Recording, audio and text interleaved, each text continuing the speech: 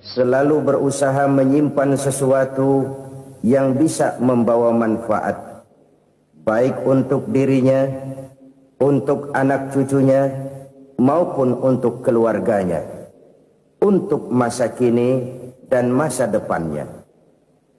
Kadang simpanan itu berbentuk uang, kadang berupa tanah, lain saat berbentuk pabrik, dan lain sebagainya. Sementara masa depan yang paling pasti adalah akhirat. Jika untuk masa depan dunia kita rela memeras keringat, membanting tulang, pergi pagi dan pulang petang, menyimpan uang, menyimpan tanah, menyimpan pabrik, pernahkah kita merenung jika satu saat kiamat datang, kita dibangkitkan dari kubur masing-masing, berdiri di padang mahsyar untuk mempertanggungjawabkan seluruh kegiatan hidup kita di dunia ini, lalu kita akan menuju ke alam akhirat. Sudahkah kita mempunyai simpanan untuk akhirat kita? Pada pertemuan kali ini saya ingin menyampaikan sebuah hadis di mana Rasulullah sallallahu alaihi wasallam bersabda, "Arba'un min kanzil jannah." Simpanan sorga ada 4 macam. Yang pertama, ikhfa'us sadaqah, menyembunyikan sedekah. Saudara-saudara kaum muslimin, sebagaimana yang kita maklum bahwa Allah Subhanahu wa taala melebihkan sebagian rezeki dari kita terhadap yang lain. Ada yang kaya, ada yang setengah kaya, ada yang miskin, ada yang setengah miskin, dan selanjutnya. Ada yang gajinya kecil tapi penghasilannya gede. Ada yang penghasilannya gede tapi nggak punya gaji. Ada juga yang memang gajinya gede dan penghasilannya gede.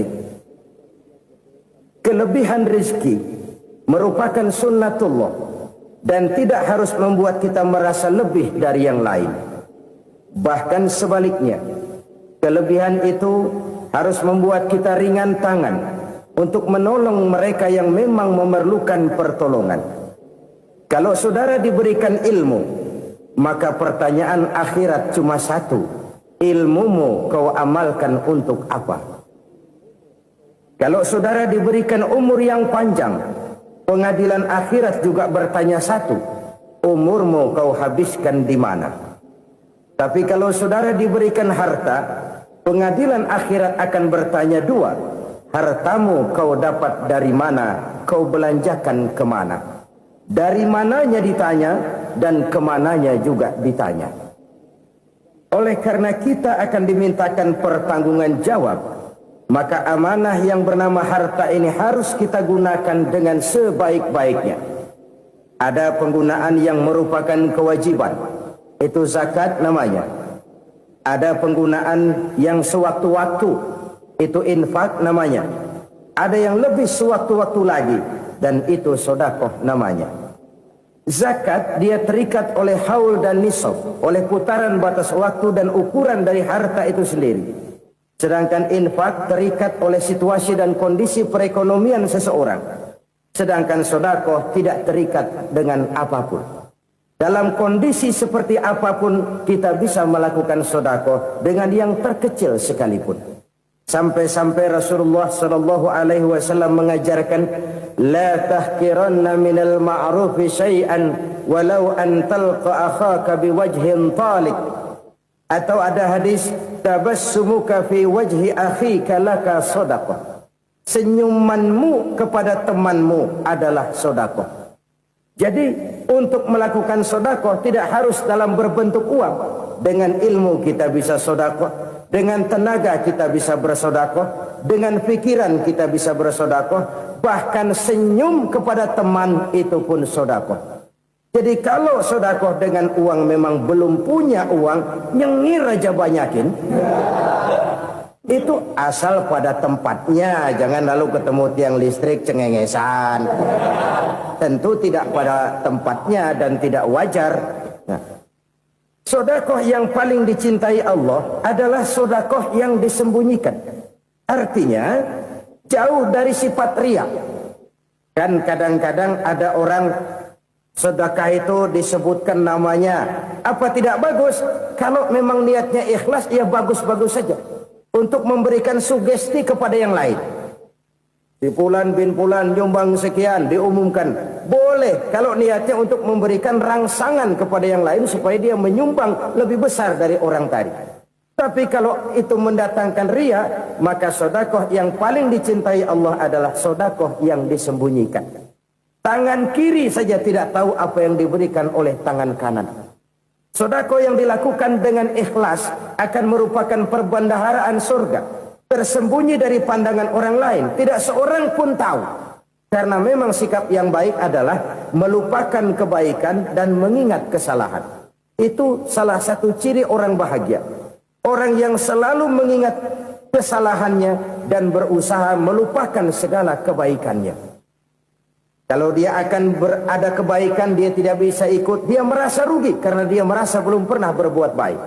Tapi kalau akan melakukan kesalahan baru, dia ingat kesalahan yang sudah-sudah, sehingga terhalang baginya untuk melakukan satu kesalahan baru. Demikianlah saudara-saudara, bahwa Allah melebihkan rizki sebagian kita dari yang lain, agar terjadi tolong-menolong dalam kehidupan ini. Jadi kesenjangan yang nature, kesenjangan yang alami, itu sunnatullah. Ada yang kaya, ada yang miskin, ada yang kelas menengah. Nah, kenapa lalu sekarang kita berusaha mengentaskan kemiskinan? Oleh karena adanya kesenjangan struktural. Kalau yang kaya bisa semakin kaya, kenapa yang miskin tidak bisa naik jadi ikut sedikit kaya? Sebab pada dasarnya Islam adalah agama yang sejak turunnya sudah berupaya memerangi kemiskinan.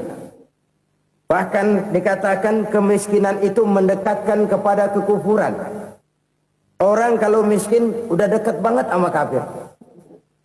Gampang menjadi kafir.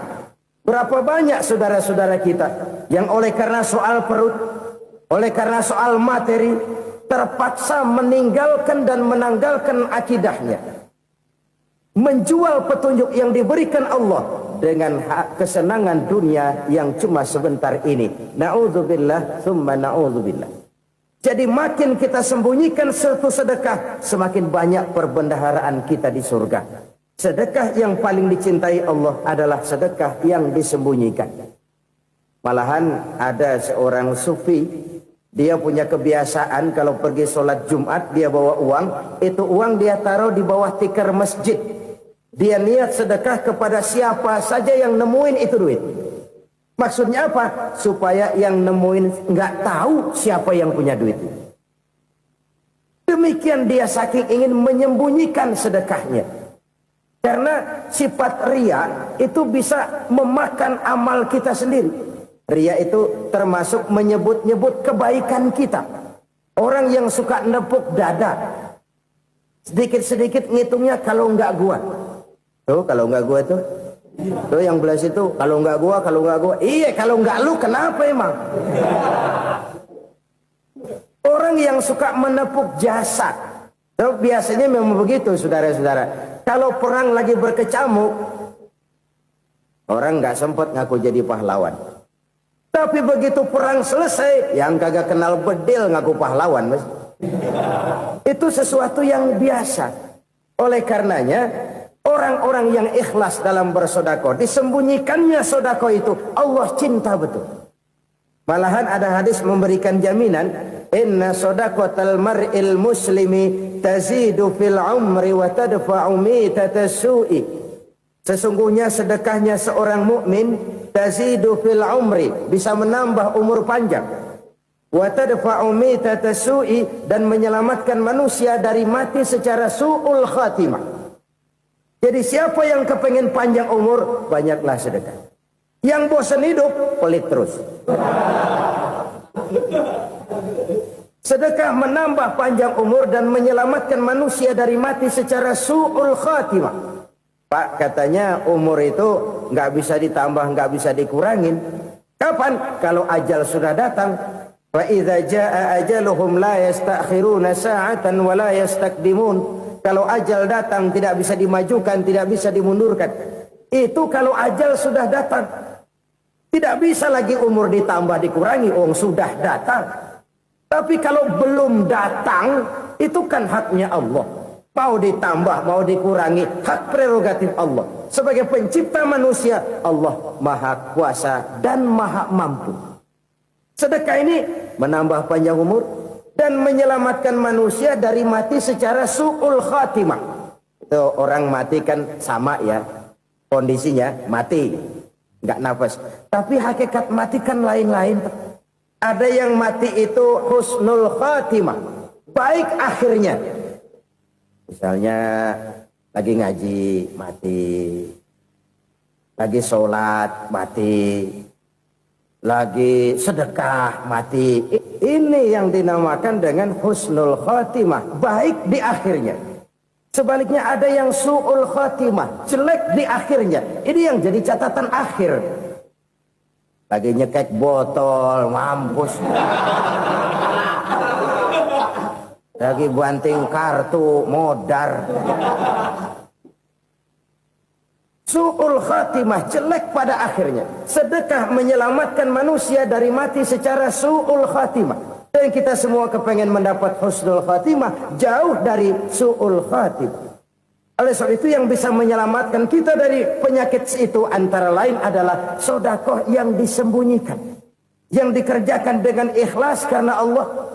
Tidak karena kepengen dipuji orang, tidak karena ingin dikatakan orang pemurah, sebab orang dermawan itu orang yang memberi tanpa harus diminta. Kalau masih harus diminta, ya belum dermawan namanya, masih harus diminta. Kalau nggak diminta ya tulus, lolos, polos. Saudara-saudara kaum muslimin rahimakumullah. Harta adalah amanat dan akan kita pertanggungjawabkan. Allah melebihkan rizki sebagian kita dari yang lain agar kita saling tolong menolong, bantu membantu. Nabi janjikan siapa yang meringankan beban saudaranya muslim di dunia, Allah akan meringankan bebannya di akhirat nanti. Sebuah jaminan dari baginda Nabi. Si orang yang kita bantu barangkali tidak bisa membalas, Allah yang akan membalas lewat jalan lain yang tidak pernah kita sangka-sangka. Ada orang tanya, Pak, ini ada orang nyumbang masjid sambil marah-marah, bagaimana? Saya bilang sumbangannya aja ambil, marahnya jangan. Marahnya jangan diambil, itu urusan dia. Saudara-saudara kaum muslimin rahimakumullah. Umat Islam ini kan umat yang punya potensi besar. Kadang kita merenung, kenapa kadang-kadang pembangunan masjid kok lambat sekali? Kalau hotel hari ini peletakan pertama, bulan depan peresmian. Supermarket hari ini peletakan batu pertama, minggu depan peresmian.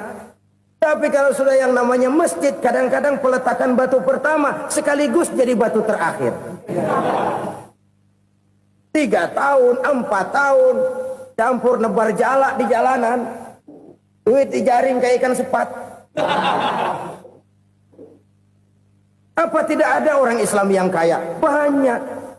Apa tidak ada pengusaha muslim yang jadi konglomerat? Ada. Lalu yang belum banyak itu yang komit terhadap nilai-nilai agamanya. Akhirnya kita jatuh jadi umat yang lemah. Belum ada pengusaha konglomerat muslim buka pabrik supermi cap beduk misalnya umpamanya atau pabrik kecap cap sorban supaya identitas keislamannya sedikit kelihatan. Kita jatuh jadi umat yang lemah karena potensi tidak terinventarisir dengan baik. Kita ini ibarat kompor yang cuma matengin nasi orang lain. Potensi kita dimanfaatkan oleh orang lain. Ukhuwah Islamiyah kita baru terbatas kepada silaturahmi. Ukhuwah di bidang ekonomi kita lemah. Ukhuwah di bidang kebudayaan kita lemah. Apalagi ukhuwah di bidang politik kita lebih rapuh lagi. Padahal ukhuwah itu adalah totalitas kehidupan manusia. Menyangkut ipolek sosbud. Memerlukan nilai-nilai ukhuwah. Jadi oleh karena itu mari kita menyadari. Di dalam harta kita, walaupun kita yang cari, pergi pagi, pulang sore, peras keringat, banting tulang, di sana ada harta anak yatim. Di sana ada hak masjid. Di sana ada hak pesantren. Di sana ada hak jihad. Berbahagialah seseorang apabila dia oleh Allah dijadikan keran. Keran itu menyimpan air, tapi tidak untuk dirinya, tapi disalurkannya kepada mereka yang memang memerlukannya. Saudara-saudara kaum muslimin rahimakumullah, ini yang pertama. Jadi perbendaharaan surga adalah menyembunyikan sedekah.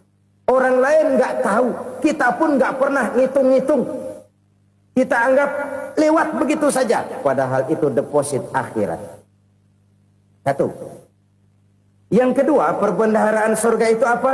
Wa kitmanul musibah, menyembunyikan kesulitan. Kadang orang takut menghadapi kesulitan. Tapi makin kita merenung, hidup ini kan sebenarnya urusan. Takut sama urusan, ya jangan hidup. Tandanya orang hidup itu kalau punya urusan. Urusan melupakan problem. Problem sering menimbulkan kesulitan. Kesulitan bukan untuk ditakuti, tapi untuk diatasi dan dicarikan jalan keluarnya. Siapa sih orangnya yang gak pernah sulit-sulit? Makin tinggi status sosialnya, makin gede urusannya. Makin tinggi kualitas imannya, makin berat tingkat kesulitannya. Cuma memang yang namanya enak itu seperti pelangi. Biang lala itu nggak pernah di atas kepala kita, di atas kepala orang melulu. Lo sih enak lo, kata kita. Dia juga bilang yang enak kan lo. Pelangi itu nggak pernah di atas kepala kita. Kata tukang beca, aduh enak ya naik Mercy. Kata tukang beca, apa yang di dalam mobil Mercy? Aduh enak bener tukang beca, di jok ngeringkuk ngorok pulas bener. Saya kamar pakai AC, sejuk, tempat tidur sutra, empuk, alga, spring bed, gula kulik, nggak bisa pulas kalau belum minum Valium, belum tidur. Enak bener tukang beca, di jok ngorok nggak tahu wetan kulon. Si tukang beca bilang yang di Mercy enak, yang di Mercy bilang tukang beca enak. Inilah enak. Nggak pernah di atas kepala kita, di atas kepala orang lain melulu enak itu. Nah, saudara-saudara, yang merupakan perbendaharaan surga itu orang yang bisa menyembunyikan kesulitan, baik pribadi ataupun rumah tangga. Nih terutama rumah tangga yang jadi soalnya. Kadang-kadang kita ini kalau senang, sebaliknya kalau senang kita diam, kalem aja, cuek. Banyak banget duit kita bawaan, diam aja udah. Malah ketemu orang takut. Tapi begitu susah, sekampung tahu.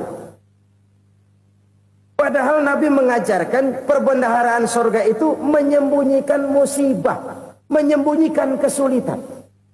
Kalau enak, cerita sama orang-orang. Kalau nggak enak, rasain sendiri, tekan sendiri, atasin sendiri. Kita kan sebaliknya. Senang kita diam, asal lagi susah, paling tidak kita nyari teman buat cerita kesusahan. Siapa orangnya yang nggak pernah susah? Cuma soalnya bagaimana kita mengatasi kesusahan itu sendiri. Begitu juga misalnya kalau orang sudah berumah tangga, itu orang tuanya harus menjadi tempat dia cerita yang enak-enak saja. Yang nggak enak rasain berdua, selesaikan berdua, atasin berdua. Jangan dibalik. Asal senang diam, giliran susah saja. Maknya laporan. Terbalik.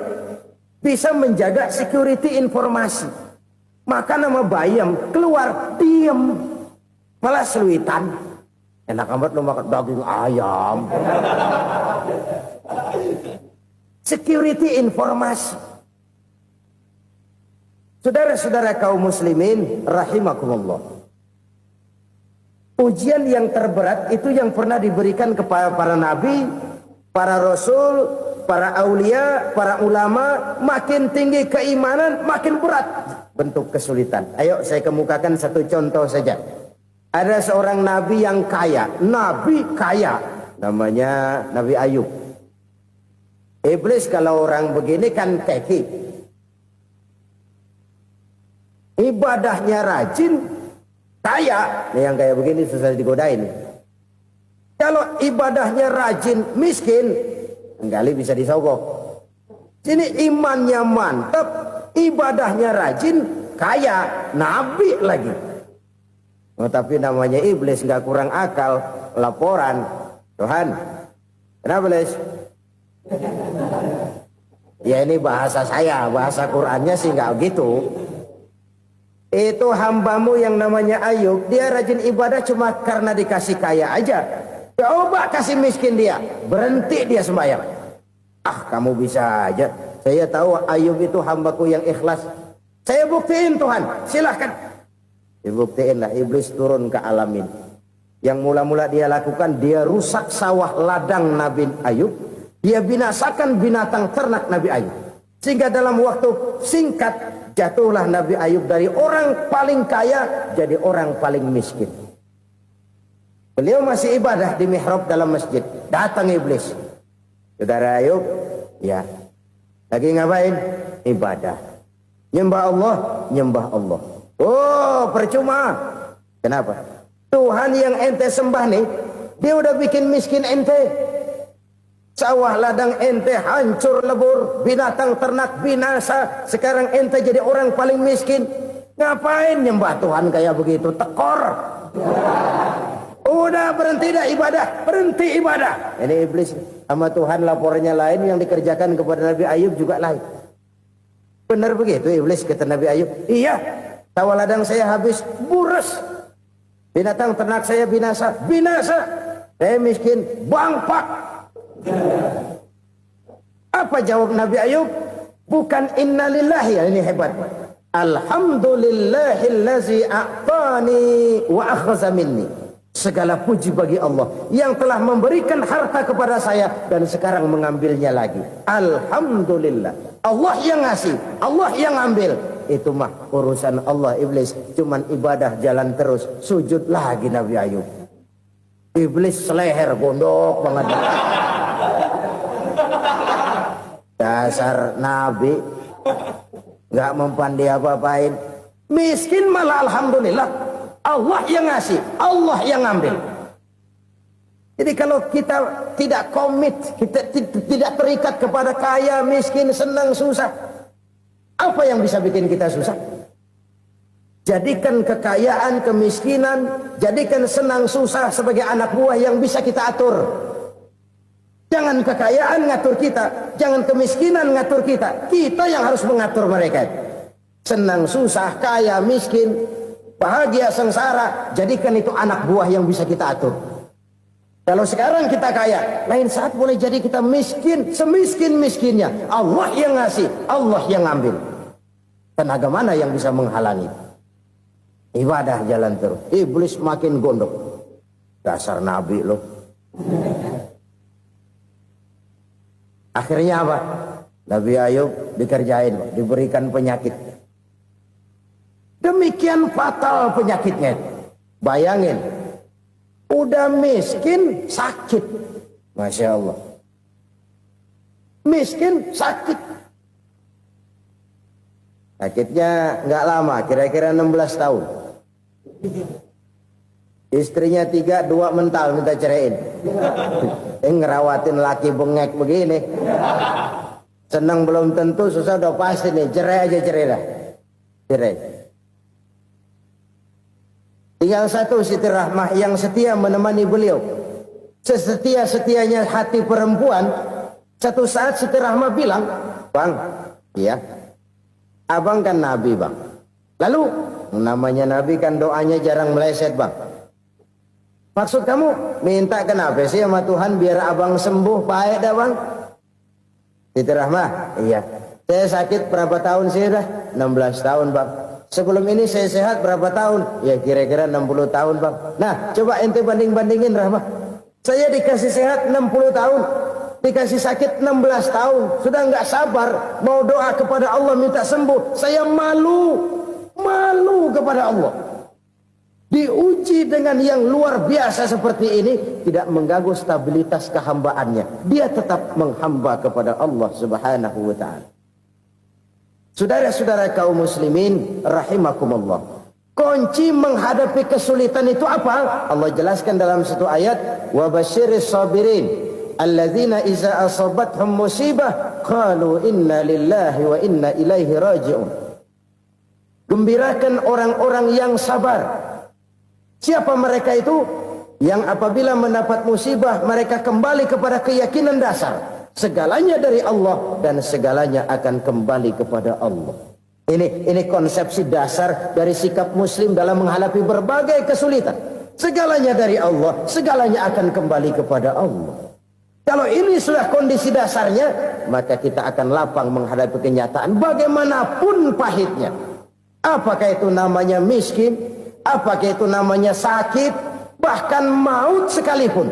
Maut sekalipun. Segalanya dari Allah, segalanya akan kembali kepada Allah.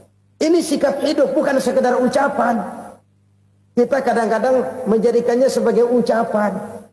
Mulutnya sehingga berhenti, innalillahi wa inna ilaihi rajiun, tapi nangisnya terus gerung-gerungan. Bukan itu, ini kesadaran moral. Kalau segalanya dari Allah, segalanya kembali kepada Allah, kan sebenarnya cuma nunggu giliran. Hari ini saya nyembayangin dia, entah hari apa saya disembayangin orang. Hari ini saya antar dia ke kubur, entah hari apa orang nganterin saya ke kubur. Hari ini saya tahlilkan dia, entah nanti kapan orang tahlilkan saya. Segalanya dari Allah, segalanya akan kembali juga kepada Allah. Oleh sebab itu saudara-saudara, kesulitan bukan untuk ditakuti. Kesulitan justru untuk diatasi, dicarikan jalan keluarnya. Dan tidak ada orang yang tidak pernah mendapat kesulitan. Tidak ada.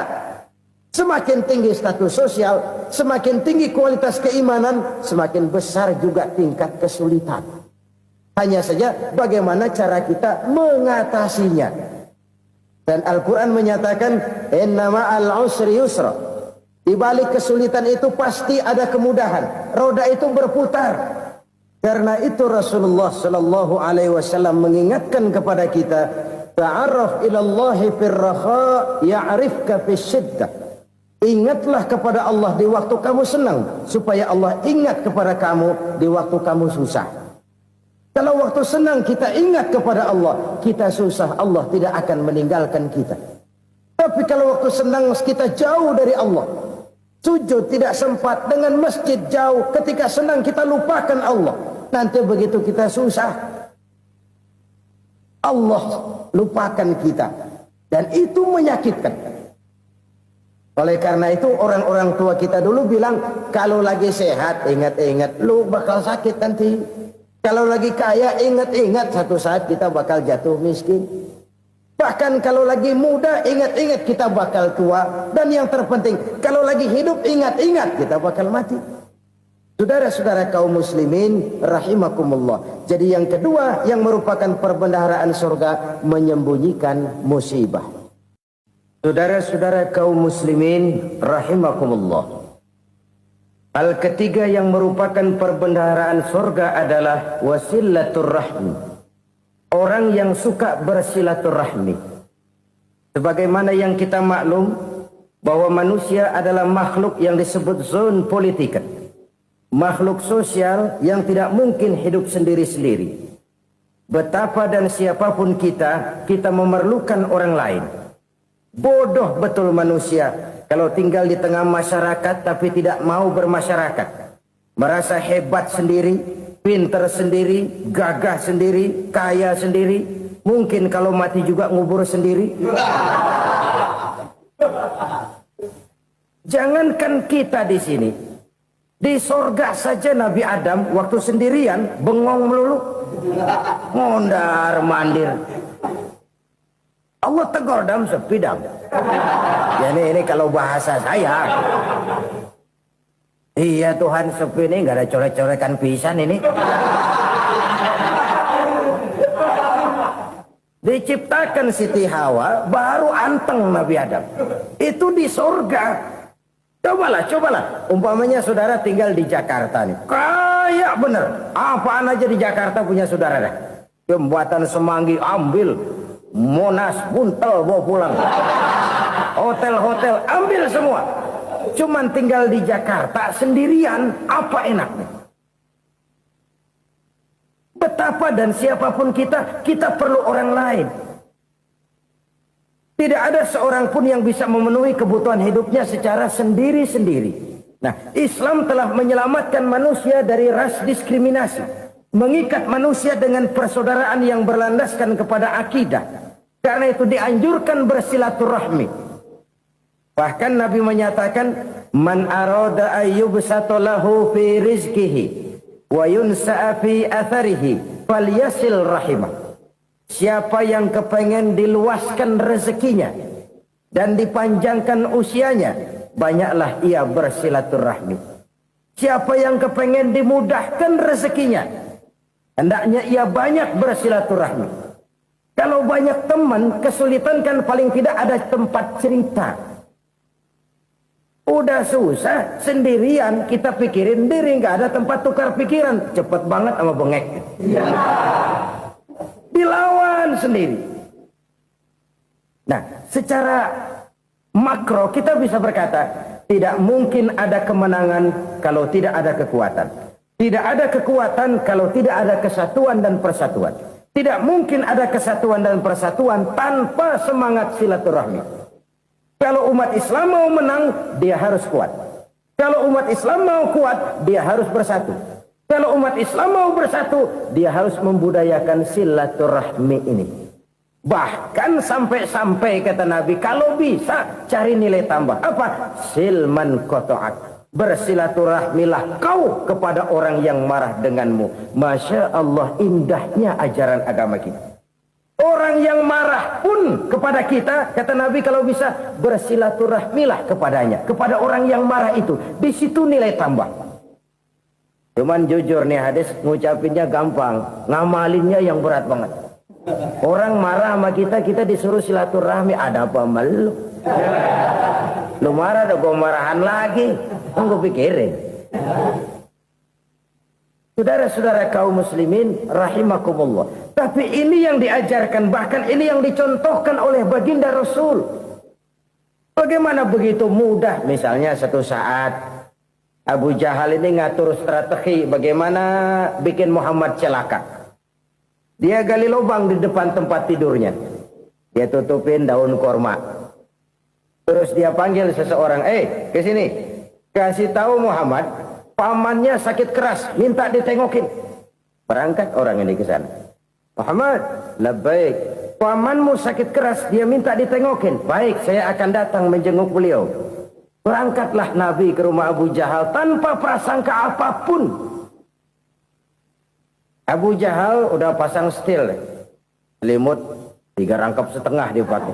Persis kayak orang meriang. Tapi sembari ngintip dari balik selimut, begitu Muhammad buka pintu, nah, masuk perangkap nih. Muhammad jalan menuju tempat pembaringan. Makin lama makin dekat, makin lama makin dekat. Makin dekat ke lubang yang dipasang oleh Abu Jahal itu. Dalam hati Abu Jahal, terus dah jatuh, mampus dah lo ini. Mampus lo hari ini. Apa yang terjadi? Malaikat Jibril datang. Muhammad, pamanmu cuma pura-pura sakit. Di depan tempat tidurnya ada lubang perangkap supaya kamu jatuh ke situ. Sudah, kamu pulang. Balik kanan Nabi. Sudah hampir jatuh ke lubang, balik kanan, pulang. Bayangin kecewanya Abu Jahal. Muhammad dikit lagi, Muhammad dikit lagi. Enggak paman, saya pulang aja. Emosi bangun dari tempat tidur, enggak sadar kalau lagi pura-pura sakit. Lompat ngejar Nabi, dia lupa dengan lubang yang dia gali. Serak, nyemplung sendiri ke dalam lubang.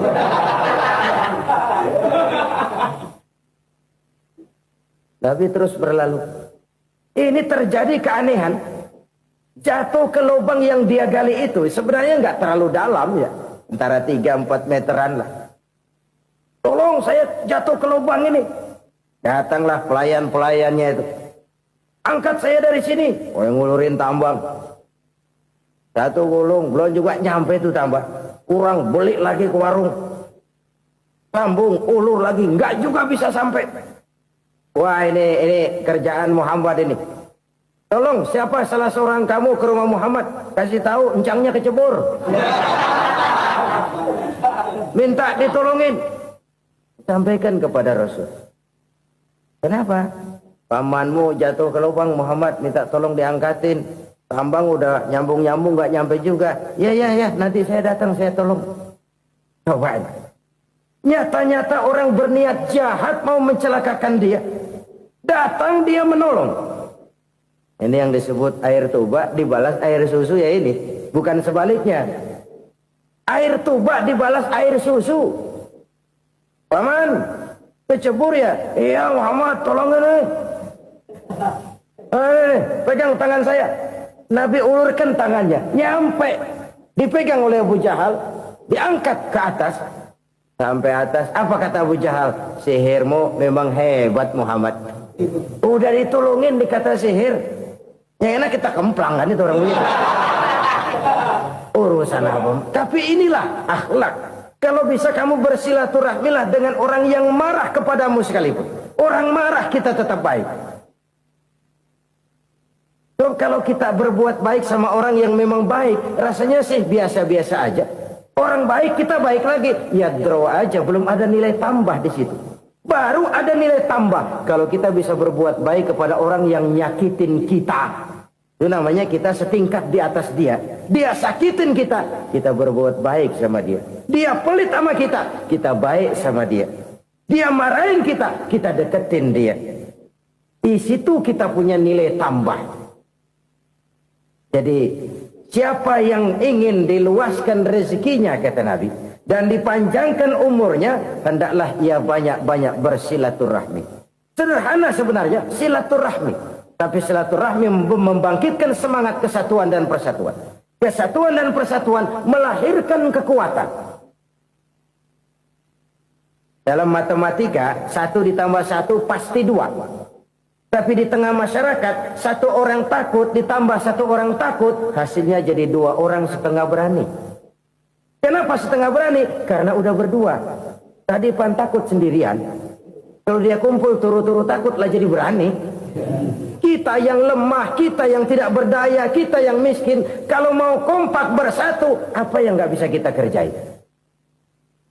Apalagi tinggal di kota besar, pilihan cuma 2, bertahan atau minggir. Bertahan atau minggir. Untuk bisa bertahan, harus mampu bersaing. Untuk mampu bersaing, harus punya keahlian. Keahlian harus ditunjang dengan pendidikan. Ditambah oleh kekompakan sebagai umat. Udah miskin mencar mulu, orang injek kita.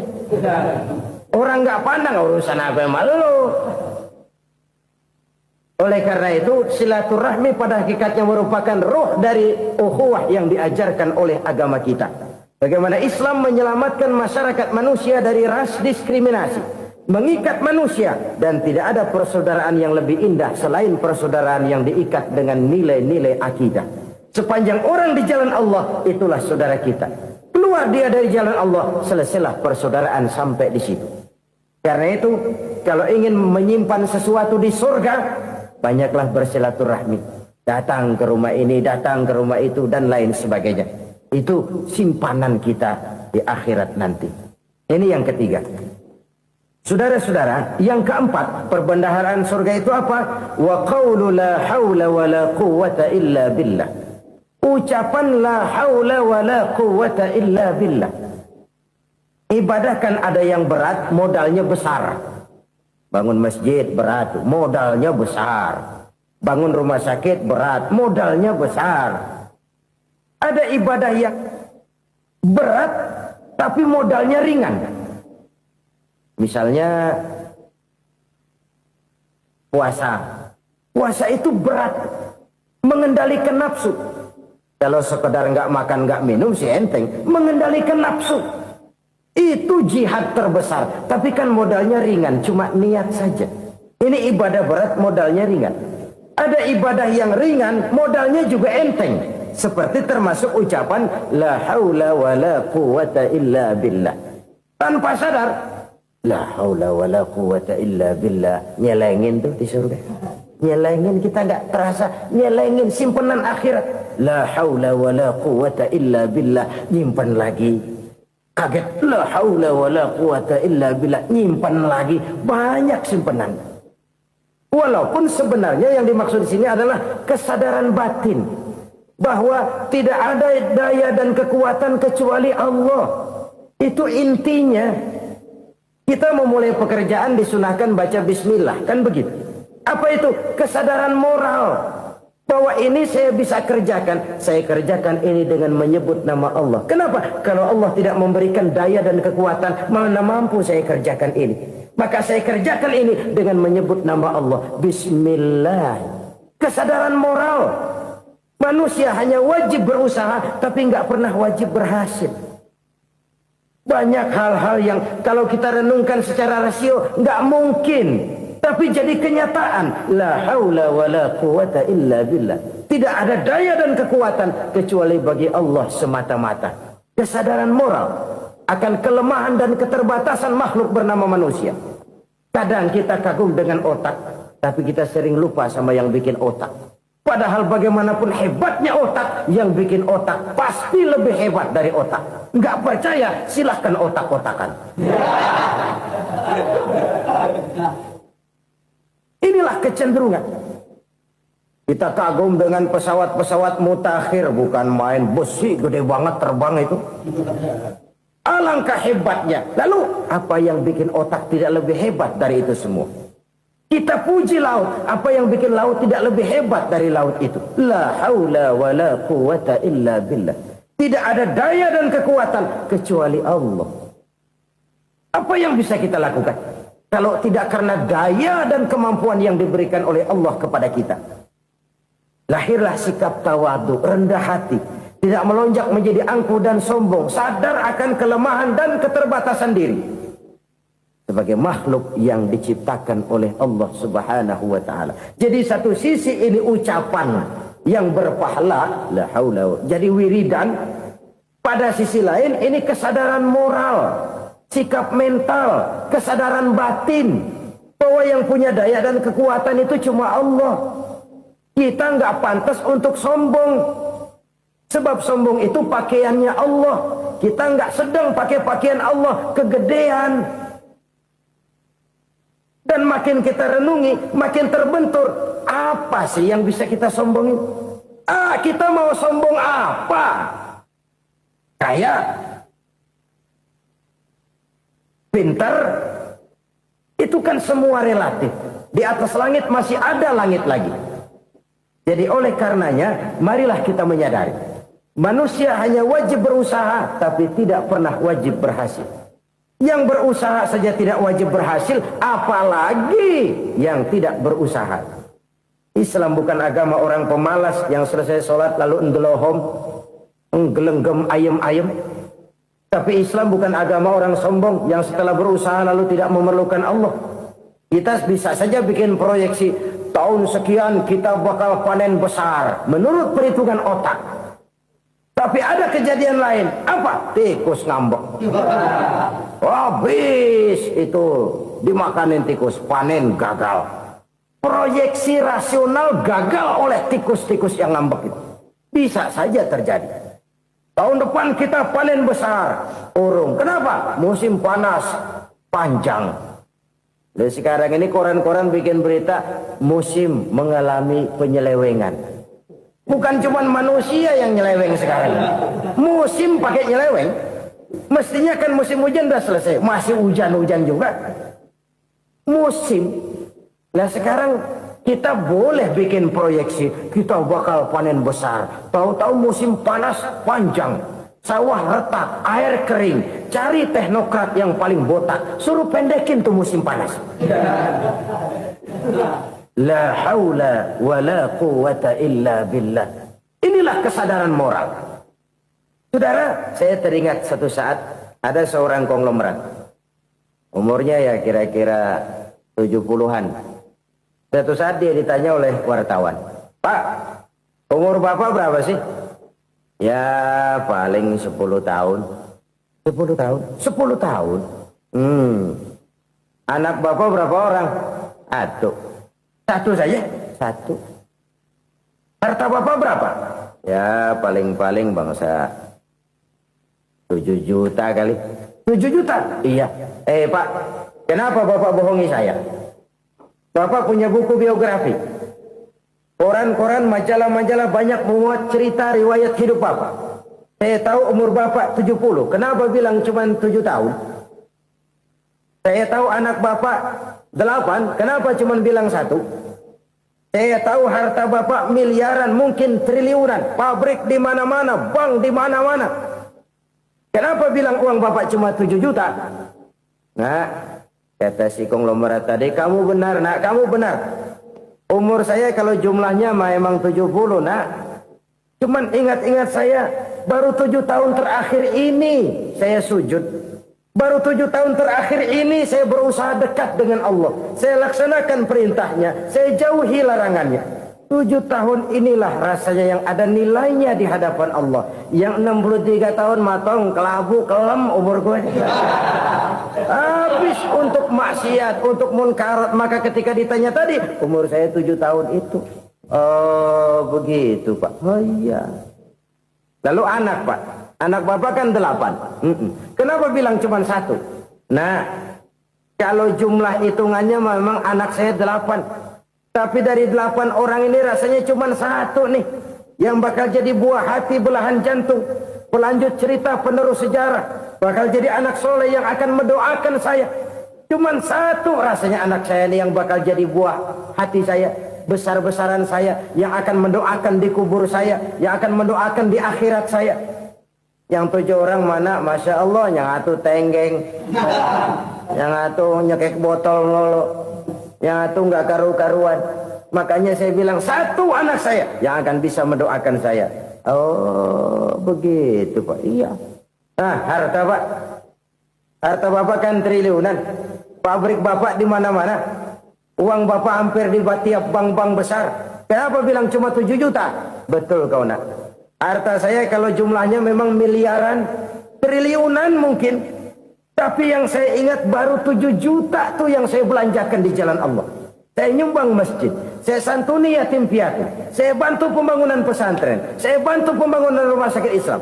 Itu yang akan saya bawa pulang ke akhirat, yang 7 juta itu. Yang triliunan itu nanti akan diperebutkan oleh anak-anak saya sebagai waris saya. Jadi harta saya 7 juta itu yang bakal nemenin saya di akhirat. Yang akan saya bawa pulang jadi teman saya. Saudara-saudara kaum muslimin, jangan-jangan orang tua itu adalah kita-kita ini. Jangan-jangan kita-kita ini adalah orang tua itu. Jangan-jangan itu potret dari diri kita masing-masing. Dari sekian umur yang diberikan Allah, berapa tahun yang ada nilainya di hadapan Allah? Dari sekian anak-anak yang merupakan amanah, berapa yang akan mendoakan kita sebagai orang tuanya menjadi anak soleh? Dari sekian banyak harta yang diberikan Allah, berapa yang akan kita bawa pulang menghadapnya nanti, yang kita belanjakan di jalan Allah? Ini sebuah potret kehidupan. Karena itu kita kembali kepada la haula wa la quwwata illa billah. Kita wajib berusaha, kita wajib berikhtiar. Selebihnya, segala daya dan kekuatan hanya milik Allah saja semata-mata. Satu kesadaran batin dari setiap pribadi muslim. Setelah ia berusaha dan berikhtiar, ia menyerahkannya kepada Allah Subhanahu wa ta'ala. Jadi, satu sisi ini merupakan wiridan ucapan yang mengandung pahala. Pada sisi lain, ini merupakan sikap batin dari seorang muslim di dalam ia menghadapi realitas kehidupan ini. Saudara-saudara kaum muslimin rahimakumullah. Kalau ini kita jadikan satu basis kehidupan, maka ini akan menyelamatkan manusia dari kemungkinan tergelincir menjadi orang yang lupa diri dan lupa darat.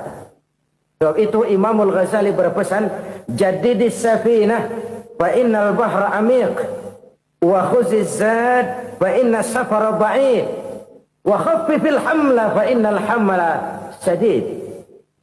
Perbarui selalu kapalmu karena lautan sangat dalam. Bawa bekal yang banyak karena perjalanan ini sangat jauh. Ringankan beban karena kebanyakan beban akan menyakitkan. Alangkah indah kalimat ini, alangkah dalam makna yang terkandung di sana. Perbarui selalu kapalmu karena lautan sangat dalam. Apa artinya ini? Jaga mentalmu baik-baik. Pelihara imanmu baik-baik karena hidup penuh cobaan seperti lautan. Kita kalau berlayar di lautan kan kadang-kadang tenang, angin bertiup sepoi-sepoi basah. Jika malam datang bintang gemintang bertabur menghias cakrawala. Rembulan memantulkan sinarnya dengan indah. Dalam keadaan begitu berlayar enak. Tapi lain saat ombak menggunung, halilintar menyambar, angin topan bertiup. Berapa banyak sudah saudara-saudara kita yang tenggelam di lautan dunia tanpa sadar bahwa dia belum sampai kepada pantai yang akan dituju. Berapa banyak sudah saudara-saudara kita yang tenggelam di lautan dunia ini tanpa sempat bangkit lagi. Dia menyangka sudah sampai kepada tujuannya. Hati-hati kapal jangan sampai bocor karena lautan sangat dalam. Iman ini jaga baik-baik karena hidup penuh dengan ujian. Wa khuzizat fa inna safar ba'id. Bawa bekal yang banyak karena perjalanan sangat jauh. Saudara mau ke Bandung, bawa duit. Saudara mau ke Surabaya, banyakan lagi duitnya. Saudara mau ke Mekah, gepokan, iketan tuh duit nggak lembaran lagi.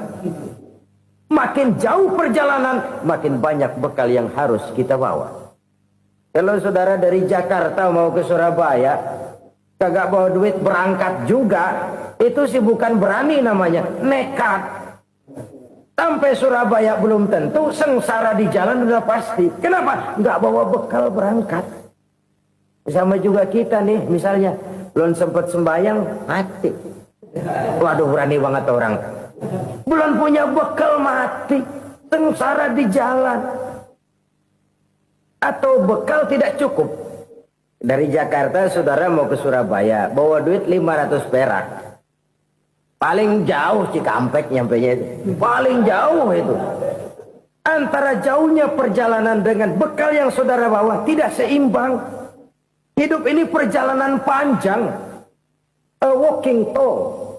Dimulai dari alam arwah. Sebelum jasad diciptakan, roh diciptakan lebih dulu. Dari situ pindah ke alam rahim. Dari alam rahim pindah ke alam dunia. Dari alam dunia pindah ke alam barzah. Baru menuju akhirat. Satu perjalanan panjang. Kalau bekal tidak bawa, sengsara di jalan. Bawa bekal yang banyak karena perjalanan ini sangat jauh. Wa khaffifil hamla, ringankan beban karena beban itu cuma akan menyulitkan. Kalau bekal itu sih keperluan, tapi beban nggak kita perluin, cuma ngeberat-beratin. Apa ini beban? Dosa. Kecurangan, kebatilan, kesoliman, ketidakadilan, kesewenang-wenangan. Itu akan jadi beban kita di akhirat. Alangkah celakanya, perjalanan panjang, bekal tidak bawa, beban kelewat banyak. Alamat sengsara di jalan. Pahala tidak ada, dosa berlipat ganda. Na'udzubillah, summa na'udzubillah. Kalau kita rangkum nasihat Al-Ghazali dengan kisah si konglomerat tadi, kita akan mengambil kesimpulan. Pertama, bekal terbaik dalam menghadapi gejolak kehidupan ini tidak lain adalah iman. Yang kedua, pahala dan dosa. Dua hal kontroversial. Pahala adalah bekal, dosa adalah beban. Tapi kita sekarang kan tidak begitu terangsang kepada yang abstrak. Orang berlomba mencari yang konkret-konkret saja. Yang real. Kalau memang dosa, benjol dong. Kira-kira begitu. Kira-kira begitu. Persis orang Yahudi dulu. Orang Yahudi itu kan pernah minta kepada Nabi Musa. Ya Musa, lan nu'mina laka hatta narallaha jahrah. Musa, kami nggak bakal mau beriman kepada Allah kalau belum kami lihat Allah ada nongkrong di depan kami. Kalau memang Tuhan ada, taruh dong di depan kami. Mau yang konkret-konkret saja. Kalau memang dosa, benjol dong. Kalau memang pahala, berasa dong. Orang terangsang kepada yang real, yang konkret-konkret saja. Karena itu, untuk mengejar dosa, orang mau bayar. Tapi untuk mengejar pahala, walaupun tidak bayar, orang segan. Ini yang dikatakan oleh Nabi, kamu mengharapkan ke surga, tapi kamu berat melaksanakan sesuatu yang bisa membawa kamu ke surga. Kamu ingin jauh dari neraka, tapi tiap saat kamu lakukan perbuatan-perbuatan yang justru menjerumuskan kamu ke neraka. Idda'aitum an-najata minan nar wa ramaitum fiha anfusakum. Kamu ingin selamat dari neraka, tapi kamu lemparkan diri kamu ke neraka. Kamu ingin masuk surga, tapi berat sekali kamu melakukan perbuatan-perbuatan yang bisa menyampaikan kamu di surga. Saudara-saudara kaum muslimin rahimakumullah. Jadi hal keempat yang merupakan perbendaharaan surga adalah la haula wa la quwata illa billah. Satu sisi ini merupakan ucapan yang memperberat timbangan akhirat. Pada sisi lain ini merupakan sikap hidup seorang muslim. Kesadaran batin yang sangat dalam bahwa tidak ada daya dan kekuatan kecuali Allah. Dan itu kita simbolkan pada saat memulai pekerjaan dengan Bismillah. Dengan menyebut nama Allah. Satu kesadaran moral. Saya hanya bisa melakukan ini karena diberikan daya dan kekuatan oleh Allah. Lahirlah sikap tawadu, rendah hati, tidak melonjak menjadi angkuh dan sombong. Saudara-saudara, sampai sini dulu jumpa kita kali ini. Semoga 4 perbendaharaan surga ini dapat kita lakukan, yang kelak akan merupakan bekal kita di kemudian hari nanti. Amin ya rabbal alamin. Bapak-bapak, ibu-ibu, saudara-saudara kaum muslimin rahimakumullah. Di dalam kehidupan kita sebagai seorang muslim, minimal 5 kali dalam sehari semalam kita mendengar seruan untuk mendirikan solat yang disebut azan. Ada kalimat menarik di dalam kalimat azan itu, yakni seruan hayya 'alal falah, marilah menuju kepada keberuntungan, marilah meraih kemenangan. Seruan ini adalah kecenderungan dari setiap manusia, apapun warna kulitnya. Artinya, setiap orang dalam hidup selalu ingin meraih dan mencari kemenangan. Kemenangan akan melahirkan kepuasan batin, dan kepuasan batin memberikan kebahagiaan. Sedangkan kekalahan melahirkan penderitaan batin, dan penderitaan batin menjerumuskan seseorang di dalam berbagai bentuk kerugian. Jikalau inilah seruan azan, maka masalahnya ialah apa yang menyebabkan kita meraih kemenangan. Al-Quranul Karim memberikan tuntunan dan ajaran kepada kita bahwa orang-orang yang memperoleh kemenangan itu tidak lain adalah orang-orang yang bertakwa. Hanyalah mereka yang bertakwa kepada Allah Subhanahu wa ta'ala pada akhirnya akan tampil sebagai pemenang. Lalu siapa orang yang bertakwa itu? Dijelaskan dalam awal-awal Al-Baqarah, orang yang bertakwa yang akan meraih kemenangan. Pertama, allazina yu'minuna bil ghaib, yaitu orang-orang yang beriman kepada yang gaib. Percaya bahwa ada alam yang gaib, alam yang abstrak, alam yang tidak bisa dijangkau oleh salah satu daripada panca indera kita. Mereka percaya dan beriman kepada adanya malaikat, beriman kepada adanya iblis dan jin, beriman kepada adanya alam kubur, beriman kepada adanya alam mahsyar, beriman kepada adanya alam akhirat, beriman kepada adanya surga dan neraka. Beriman bukan cuma sekedar beriman dalam ucapan bibir saja, tetapi beriman yang nilai iman itu mampu mewarnai gerak dan gaya hidupnya. Iman yang meresap sampai ke tulang sumsum, kemudian memberikan dampak positif di dalam kehidupan manusia. Alam, kita tahu, adalah sesuatu yang selain Allah, dan Allah bukanlah alam. Apapun namanya selain daripada Allah, itu adalah alam. Alam pada hakikatnya terbagi menjadi 2. Ada alam syahadah, alam nyata, alam konkret, alam yang bisa dijangkau oleh salah satu indera kita. Kemudian ada alam ghaib, alam yang tidak bisa dijangkau oleh panca indera kita, alam metafisika, alam abstrak, alam yang wajib kita imani keberadaannya. Kita percaya bahwa malaikat itu ada, Kita percaya kepada jin, bahwa jin itu ada. Kita percaya kepada adanya iblis dan setan. Bukan percaya kepada iblis dan setannya, percaya bahwa iblis dan setan itu ada. Itu termasuk salah satu daripada sifat orang yang bertakwa kepada Allah. Saudara-saudara kaum muslimin rahimakumullah, kecenderungan pembangunan yang lebih bersifat materialistis biasanya menggeser aspek kehidupan rohani. Orang berpikir empiri, dan dalam pola pikir yang demikian maka alam gaib tidak lagi mendapat perhatian. Aspek kehidupan yang bersifat rohaniah malah mulai ditinggalkan. Akibatnya terjadilah kepincangan di dalam kehidupan kita. Pernah ada satu pengalaman pribadi dalam perjalanan kembali ke tanah air. Dalam pesawat di sebelah kanan saya duduklah seorang Jerman, namanya Heiner Simonsen. Iseng saya ajak kenalan, saya ajak ngobrol, saya tanya dia.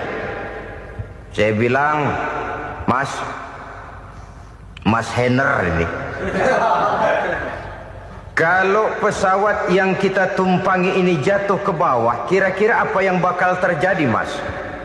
Dia bilang, kita semua akan mati. Begitu? Iya. Oke. Apa itu mati? Tanya saya. Dia bilang, untuk tahu apa itu mati, kita harus tahu lebih dahulu apa itu hidup. Saya pikir nih bule bisa ngomong juga. Baiklah kata saya. Apa hidup menurut Anda itu? Oh, hidup itu dia bilang, kalau seluruh anggota badan kita bekerja secara normal, paru-paru memompa darah secara normal, jantung berdetak secara normal, sel-sel tubuh bekerja secara fit, dan organisme tubuh hanya mau bekerja secara normal, dia bilang, kalau kita memberi makan yang cukup, menu yang teratur, dan gizi yang lengkap. Saya bilang, kesimpulannya apa, Ner? Dia jawab, hidup adalah dari tangan ke mulut. Life is from the hand to the mouth, kata dia. Hidup adalah dari tangan ke mulut. Jadi masalah hidup tidak lebih daripada masalah isi perut. Orang pergi pagi, pulang sore, peras keringat, banting tulang, perut yang dibelain. Saya bilang, you are wrong. Sampean salah, Ner. Kamu orang Islam bukan? Bukan. Pantas. Kenapa saya salah? Dia bilang. Ya jelas salah. Salahnya di mana? Kamu ini manusia. Kalau hidup cuma dari tangan ke mulut, saya bilang, kambing di kampung saya juga begitu pikirannya, Ner. Itu kambing di kampung saya, asal perutnya kenyang, sudah hidup dia. Perkara besok bagaimana, lusa prospeknya macam mana, bulan depan ada apa, kambing nggak pernah mikir. Di kampung saya kambing juga pikirannya begitu. Kamu Kristen ya? Tadinya. Loh kok tadinya, lalu apa sekarang kamu ini? Dia bilang, sekarang saya netral. Saya tidak beragama, tapi saya percaya kepada Tuhan sebagai pencipta alam. Saya ingat benar dia bilang, I haven't any religious, but I believe to God as the creator of the world. Kenapa bisa netral begitu, Ner? Habis saya bingung katanya. Islam bilang Islam baik, Kristen bilang Kristen baik, Hindu Buddha bilang Hindu Buddha baik, semua agama baik. Saya netral sekalian, nggak beragama. Yang penting saya percaya kepada Tuhan. Saya bilang, Ner, kamu ini kayak orang mau beli celana, lalu bingung. Yang satu bilang Levi's bagus, yang satu bilang Blue Jean hebat, yang satu bilang Wool England hebat. Celana ini hebat, celana itu bagus.